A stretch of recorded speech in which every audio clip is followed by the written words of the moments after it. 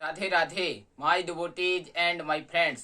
मुश्किल नहीं है कुछ अगर ठान लीजिए, बस एक बार दिल का कहा मान लीजिए।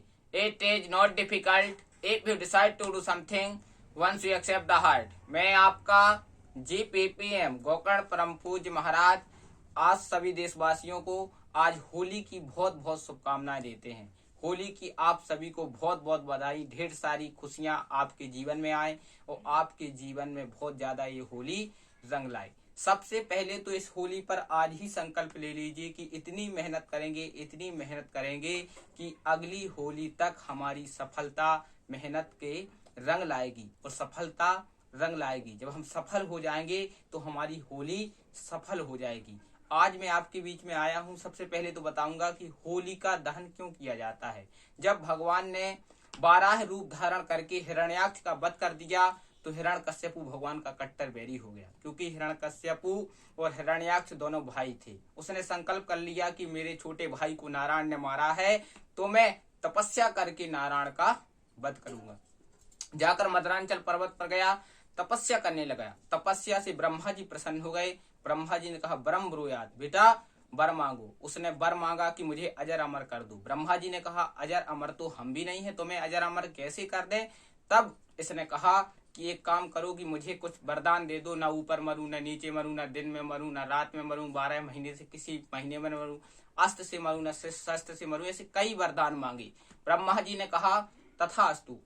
इसने सोचा कि मैं अजर अमर हो गया हूं, अब यह पृथ्वी पर आतंक करने लगा। इसके सामने कई देवता इसके यहाँ बंधे हुए थे, शनि राहु केतु आदि को इसने उल्टा लटका लिया। समय आने पर इसके 4 पुत्र हुए, अहलाद, अनुहल्लाद, सहलाद, प्रहलाद। प्रहलाद जी भगवान के बड़े भक्त निकले। नारायण नारायण श्रीमन नारायण का निरंतर जाप करते, नारायण श्रीमन नारायण, इस प्रकार जाप करते ही रहते थे। तो इसको बड़ा गुस्सा आता था कि हमारा पुत्र और भगवान उस नारायण का जाप करता है जिसको इसके वो बार बार हिरण्यकश्यपु बताता कि आपके चाचा का जो वध किया था वो नारायण ने किया था, इस नारायण का भजन त्याग दो।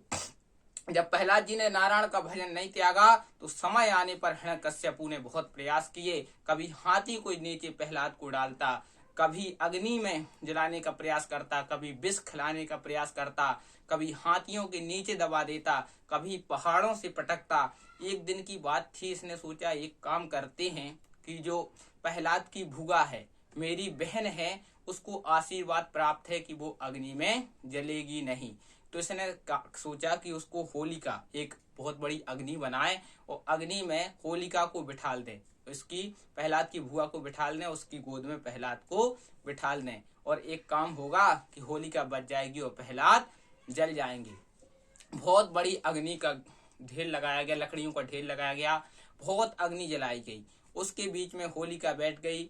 होलिका के गोद में प्रहलाद जी बच गए, बैठ गए, लेकिन होलिका जल गई, प्रहलाद जी बच गए। कहने का तात्पर्य यही है, अगर आप सच्चे मन से विश्वास के साथ में श्रद्धा के साथ में अगर भगवान के भक्त रहेंगे तो आपको कोई ताकत मार नहीं सकती। आपके सामने अग्नि भी शीतल हो जाएगी, आपके सामने विष भी अमृत हो जाएगा, काल की भी दाल नहीं गलेगी। अगर आपको भगवान पर विश्वास है तो आप अग्नि से भी बच सकते हैं, शस्त्र से भी बच सकते हैं, शस्त्र भी आपका कुछ नहीं कर पाएंगे जब आप भगवान पर विश्वास करेंगे। भगवान पर विश्वास करें। पुनः एक बार होली की ढेर सारी शुभकामनाएं, आपका जीवन रंगों से भरा रहे।